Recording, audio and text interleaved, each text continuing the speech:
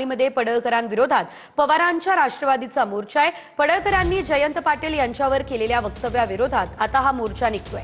शशिकांत शिंदे, निलेश लंके, अमोल कोल्हे या मोर्चामध्ये सहभागी होत आहेत। रोहित पाटील, जितेंद्र आव्हाड आणि बजरंग सोनवणे देखील उपस्थित राहणार आहेत। शहरातील पुष्पराज चौकापासून पवारांच्या राष्ट्रवादीचा हा मोर्चा निघेल।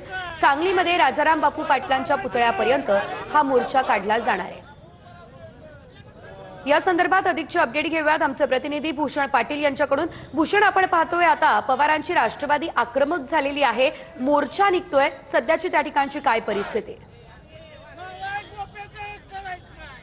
नक्कीच आमदार गोपीचंद पडळकर यांनी जयंत पाटील यांच्या संदर्भात वक्तव्य करून आज 5 दिवस झालेले आहेत। मात्र अजूनही सांगली आणि परिसरामध्ये याबाबतचा उद्रेक आहे तो पाहायला मिळतोय आणि म्हणूनच आज या सगळ्या विरोधात राष्ट्रवादी शरदचंद्र पवार गटानं महाराष्ट्र संस्कृती बचाव मोर्चा आहे तो काढलेला आहे। थोड्याच वेळात या सगळ्या मोर्चाला सुरुवात होणार आहे। पक्षाचे प्रदेशाध्यक्ष शशिकांत शिंदे, त्याचबरोबर आमदार रोहित पवार, त्याचबरोबर जितेंद्र आव्हाड हे देखील हे सगळे नेते आता सांगलीमध्ये पोहोचलेले आहेत आणि त्यांच्या उपस्थितीमध्ये या मोर्चाला सुरुवात झाली आहे। मात्र आपण बघतोय मोर्चापूर्वी या ठिकाणी जयंत पाटील समर्थक जे आहेत ते मोठ्या प्रमाणावर या सगळ्या पुष्पराज चौकामध्ये जमलेले आहेत। पुष्पराज चौकातून राजाराम बापू पाटील यांच्या पुतळ्यापर्यंत हा सगळा मोर्चा आहे तो निघणार आहे।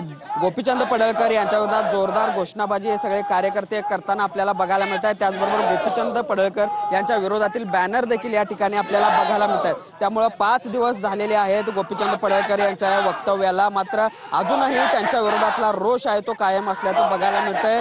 माफी मागावी गोपीचंद पडळकर यांनी अशा पद्धतीची मागणी या समर्थकांकडून केली गेलेली होती, मात्र त्याला प्रतिसाद न मिळाल्यामुळे आता पक्षानं कुठेतरी आक्रमक भूमिका घेतली असं म्हणावं लागेल आणि म्हणूनच राष्ट्रवादी शरदचंद्र पवार गटाचे सगळेच प्रमुख राज्यस्तरावरचे नेते जे आहेत ते आज सांगलीमध्ये येणार आहेत आणि हा मोर्चामध्ये सहभागी होणार आहेत आणि त्यामुळे एकूणच आपण भूषण, धन्यवाद।